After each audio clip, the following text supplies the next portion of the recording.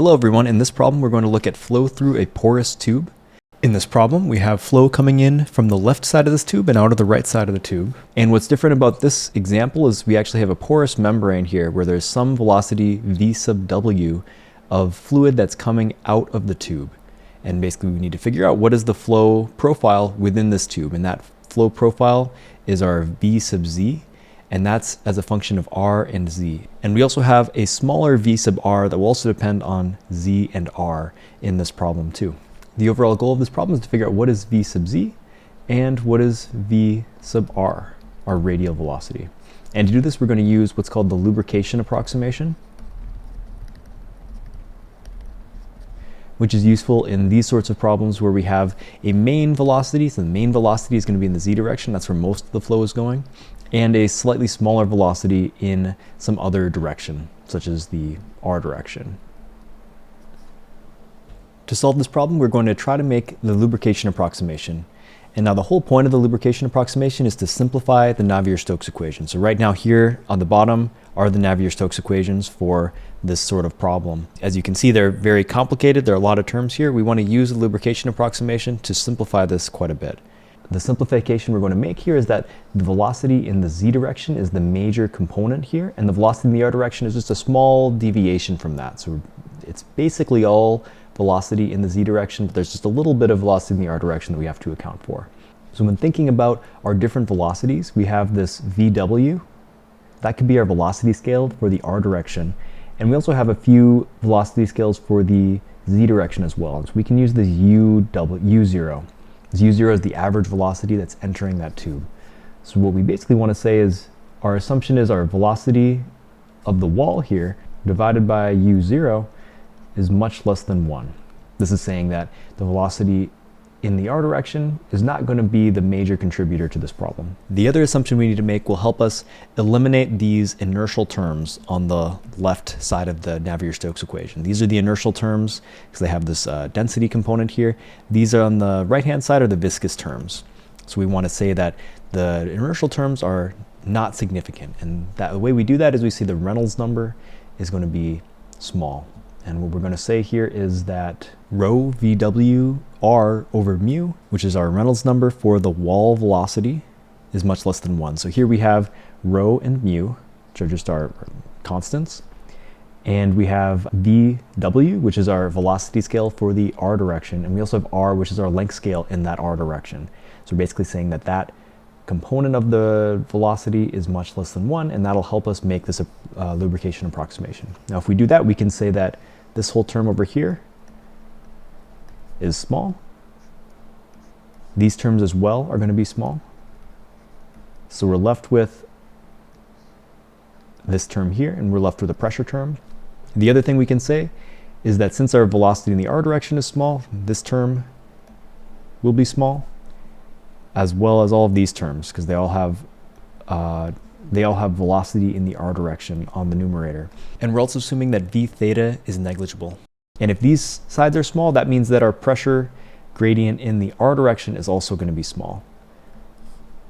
So basically this will tell us that we can simplify the Navier-Stokes equation down to just these two components here. And it'll also tell us that our pressure is a function of z, not a function of r.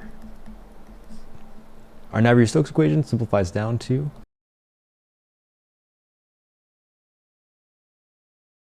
now notice here that we do have partial derivative symbols in the derivatives with respect to the velocity in the z direction. That's because our velocity in the z direction does depend on both r and z. So our boundary conditions we can write down too. When r is equal to capital R, we have a no-slip boundary condition. So our velocity in the z direction is equal to 0. And at r equals 0, we can use one of two different boundary conditions. One thing we can say is that our problem is symmetric. So that means that our derivative of vz with respect to r is equal to 0. This is probably the simplest way to do it. Another way some people will write it is that our velocity in the z direction is finite. And these will end up being the same boundary condition. But we'll just start with, we'll use this one because that's a little bit more direct, a little easier to use. The way to solve this problem then is to remove these terms one by one, moving them to the other side of the equation, and then eventually solve for this velocity vz. So first step would be to multiply by r, so I can do that first. ddr r dvz dr is equal to 1 over mu dp dz times r, and then we can do one integration step with respect to r, so this side becomes r dvz dr is equal to 1 over mu dp dz, there's a 2 mu here for that integration step. And then we have a constant. This will be called C1, but this constant is actually going to be a function of z because these are partial derivative symbols. So we don't know how this function will behave, but it could be a function of z. We can take another step. Let's move this r over to the other side of the equation. So to solve for dvz dr,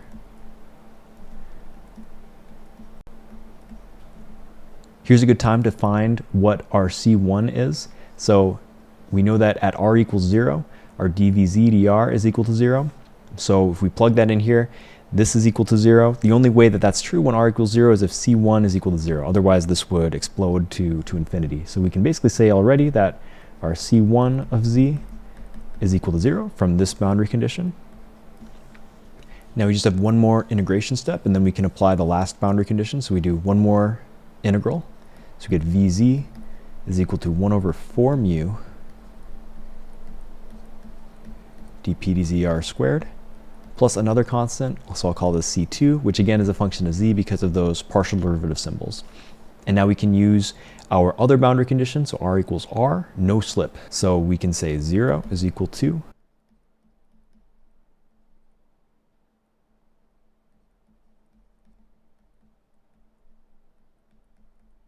C2 is equal to negative r squared over 4 mu times dp dz. So we can write down what our vz is. So that's 1 over 4 mu dp dz r squared minus capital R squared over 4 mu dp dz. And this is also equal to, we can pull out some of these common terms just to make this a little bit simpler, which will be helpful later on in the problem.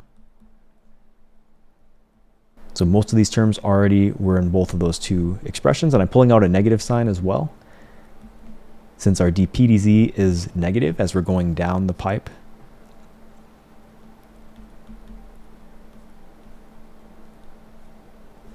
So here's our final expression for our velocity in the z direction. We have an expression for v sub z, but we're not finished yet. We don't know what this pressure drop is, this dp dz, just yet. So we can't figure out what our v sub z is. One thing we do know from our problem is we do know what our average velocity is. We know what our average velocity is at the starting point and at the ending point of our channel. So we're going to use that to figure out what our velocity in the z direction is. So first we're going to solve for our average velocity by taking an integral over this velocity expression, and then we're going to try to figure out what that average velocity is throughout the channel using a shell balance. So first, to solve for u as a function of z, we have to take an integral of our velocity, v sub z, throughout this channel's area, and then average that, divide by the total area of the channel. So that's going to be a double integral. So we're going to integrate over theta and over r.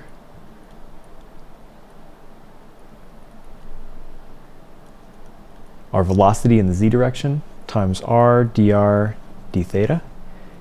And we're going to divide that by the cross-sectional area of the channel. So again, we're dividing with those same integration bounds. We just don't have that vz here. This outer integral with respect to theta is pretty easy. That's just going to be 2 pi, because we don't have any theta dependence within our velocity profile. And we can pull out most of these constants here, because they don't depend on r. So there's a negative sign too. We don't have to forget about that.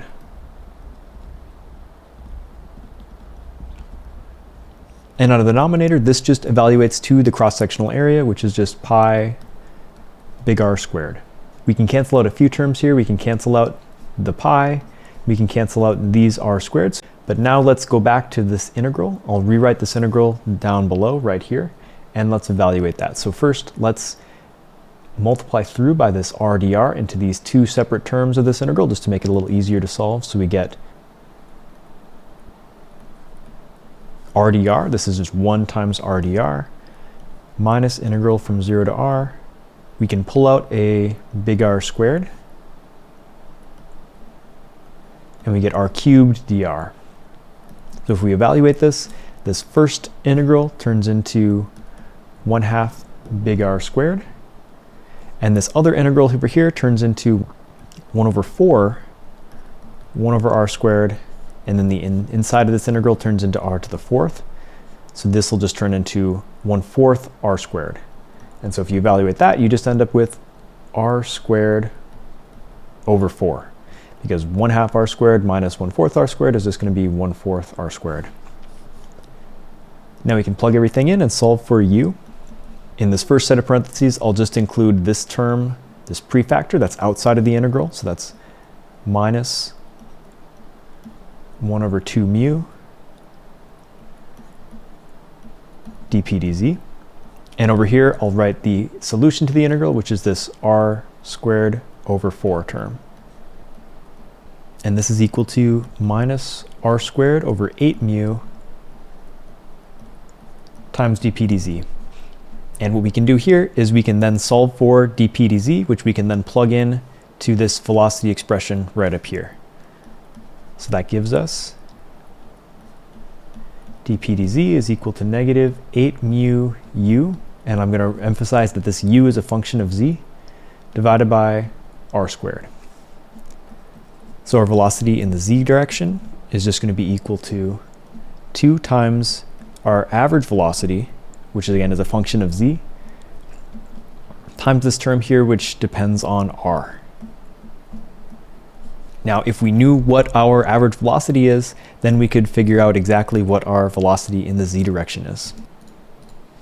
To figure out what our average velocity is, we can do what's called a shell balance. So let's imagine we have this controlled volume right in the center here. It's a fraction of our cylinder, and that's going to be our shell. And we can think about what comes into this shell and what comes out of that shell, because all of the mass that goes into the shell has to be equal to all of the mass that comes out. So what's coming in is going to be our u at some value of z. Let's say that right here, this is a value z equals z. And then at the outside of the shell, this is going to be a value of z plus some delta z. So on the outside of the shell, we also have some average velocity that's coming out, but that's at a value of z plus delta z. The other thing that's coming out of this channel is our v sub w. There's some amount of fluid that has a velocity of v sub w that's coming out of the sides of this shell. So we can figure out what's coming into the shell. That's going to be the cross-sectional area, which is pi r squared times u of z. And that's equal to, again, our cross-sectional area times u at z plus delta z. And we get to add on to that what's coming out of the walls of that porous tube. So that's going to be 2 pi r times delta z times v sub w. So what we're going to do is solve for u as a function of z, and then eventually try to figure out what that term is. So let's bring these u of z terms to one side of the equation. So we get pi r squared times u of z minus u of z plus delta z. And this is going to be equal to 2 pi r delta z times v sub w. We're going to divide both sides by the volume of that shell. And that volume is going to be pi r squared times delta z. When we divide by the volume, on the left side of the equation, we end up with u of z minus u of z plus delta z divided by delta z is equal to 2 over r times v sub w. And if you look at this, the left-hand side kind of looks like a derivative. You have a difference in terms of u at two different values of z, and you're dividing by that difference. So if we take the limit as delta z approaches 0, that'll give us du dz, and there's a negative sign here, is equal to 2 over r times v sub w. And we can solve this for u. This is a relatively simple separable differential equation. If we multiply by dz and then take the integral, we end up with u negative 2 over r v sub w times z plus some constant. Now from the definition of the problem, we know that at the start of our pipe, we have the average velocity equal to u sub 0. So we can use that to solve here. When z equals 0, our velocity is u sub 0. So that gives us our u is going to be equal to u sub 0 minus 2 over r vw times z. And what this basically means is that our velocity starts out at a value of u sub 0, and then as you go down the pipe, you're losing some velocity, and that is given by this expression 2 over r times v sub w times z. So as you can imagine, as you go further down the pipe, when z gets larger, your velocity is going to be smaller. And if your v sub w is larger, meaning there's more fluid leaking out of the pipe, then your velocity is going to slow down faster than if v sub w were smaller. Now we're ready to put this all together and solve for v sub z. So we get v sub z just by plugging in this expression for u is equal to 2 times u0 minus 2 over r vw times z multiplied by 1 minus r over big R squared. So here's our velocity in the z direction. The next step is to figure out what is v sub r, and how do we figure that out? The way we can solve for v sub r is to use the continuity equation in cylindrical coordinates. So that equation is 1 over r ddr r v sub r plus dvz dz is equal to 0. And we can take this equation and solve for v sub r once we take this derivative of vz with respect to z. So that turns into 1 over r ddr r v sub r is equal to negative ddz times our velocity in the z direction. So let's just plug in that velocity. We get this expression right here. Now if you look at this expression, the only term that depends on z is this one right here, this 2 over r v sub w times z. So this term that involves r, that'll just come outside of the differential. Nothing will happen to it. The 2 will come out as well. And then this term in the middle here will evaluate to 2 over r times v sub w. And there's the negative sign too. So this whole expression, these negatives will cancel out. And that'll give us negative 2. So here's that derivative of this expression, this first term in parentheses here. And then this term in brackets doesn't depend on z, so that just comes right out of the expression. And we can simplify this a little bit. All we have to do now is solve this differential equation now for v sub r. At this point, I'll do one more simplification step by multiplying through this term into this parentheses, just to make it a little bit easier to solve that differential equation. So we get 1 over r ddr r vr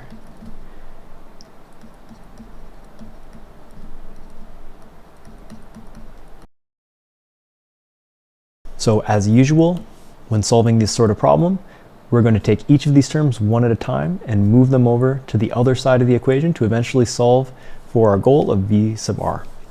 So first, let's multiply both sides by r. So we get d dr r vr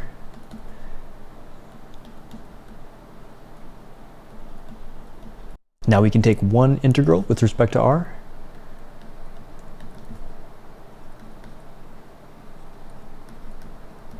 And then finally, we can divide by r to solve for v sub r. And I'm also going to simplify this expression. So 4 divided by 2 is 2, and 4 divided by 4 gives you 1.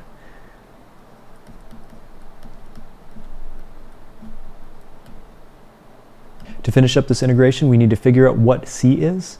There are two ways to figure out what c should be. Now, one is if you plug in r equals 0, notice that this expression over here will go to infinity. That means our velocity in the r direction is equal to infinity.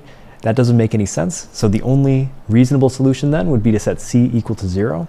The other way to think about this, perhaps more physically, is that if we think about the problem When we're in the center of our tube here, this velocity in the r direction should be equal to 0, just based on symmetry. Maybe as we're up at the top of this tube, we'll have some positive r direction, so our velocity going, say, up vertically. And if we're at the bottom half of the tube, this r velocity will be going down. But then right at the center, based on the symmetry of the problem and the symmetry of this cylinder, it should be a 0 r velocity. So if we say that velocity in the r direction is equal to 0 when r equals 0, then again, the only way for this to happen is if c is equal to 0. So to conclude, we can figure out what our velocity in the r direction is.